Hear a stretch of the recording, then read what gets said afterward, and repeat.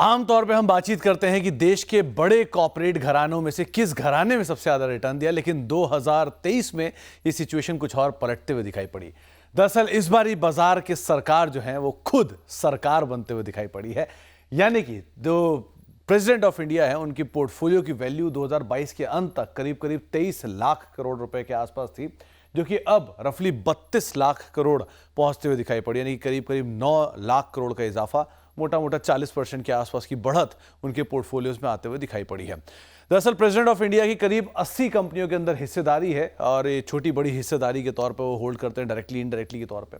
और 2023 में उनके जो ओवरऑल पोर्टफोलियो की वैल्यू है, यानी कि प्रेसिडेंट ऑफ इंडिया की होल्डिंग की वैल्यू है, वो करीब करीब 40% के आसपास बढ़ी है। इसमें करीब 15 कंपनियां ऐसी भी हैं जिनकी मार्केट कैप में मिनिमम 20,000 करोड़ से ज्यादा का एक इजाफा होता हुआ दिखाई पड़ा, और 17 कंपनियां ऐसी भी हैं जहां पर 100% से ज्यादा का रिटर्न महज इस साल के दौरान ही आता हुआ दिखाई पड़ा है।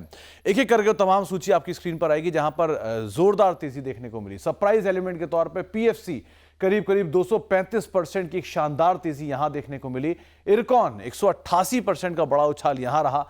मझगांव डॉक में करीब 167% के आसपास की तेजी, और आईटीआई ये भी करीब 162% के आसपास बढ़ता हुआ दिखाई पड़ा। आरवीएनएल एक ऐसी रेलवे की शानदार तेजी में रहा, करीब 150% की तेजी यहां रही। और एसजेवीएन जैसे स्टॉक जो कि इतने सालों में नहीं चला, करीब 150% की तेजी यहां आते हुए दिखाई पड़ी। कोचिन शिपयार्ड करीब करीब 150% का एक शानदार इजाफा यहां पर भी होता हुआ दिखाई पड़ा। इसके अलावा वो कंपनियां जिन्होंने प्रेसिडेंट ऑफ इंडिया की होल्डिंग के अंदर एक बड़ा मार्केट कैप एडिशन किया, उसमें सबसे बड़ा सरप्राइज रहा हिंदुस्तान एरोनॉटिक्स लिमिटेड, एचएएल। करीब 2 लाख करोड़ के आसपास मार्केट कैप पहुंचते दिखाई पड़ रही, 70,000 करोड़ का एडिशन यहां रहा।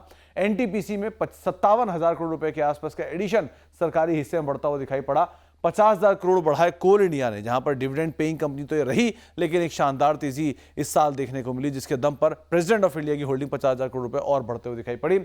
पीएफसी करीब करीब 50,000 करोड़ रुपए के आसपास का इजाफा यहां पर भी आता हुआ दिखाई पड़ा, और साथ ही साथ 50,000 करोड़ रुपए आईआरएफसी के अंदर भी बढ़ते हुए दिखाई पड़े, तो एक अच्छी तेजी यहां भी रही।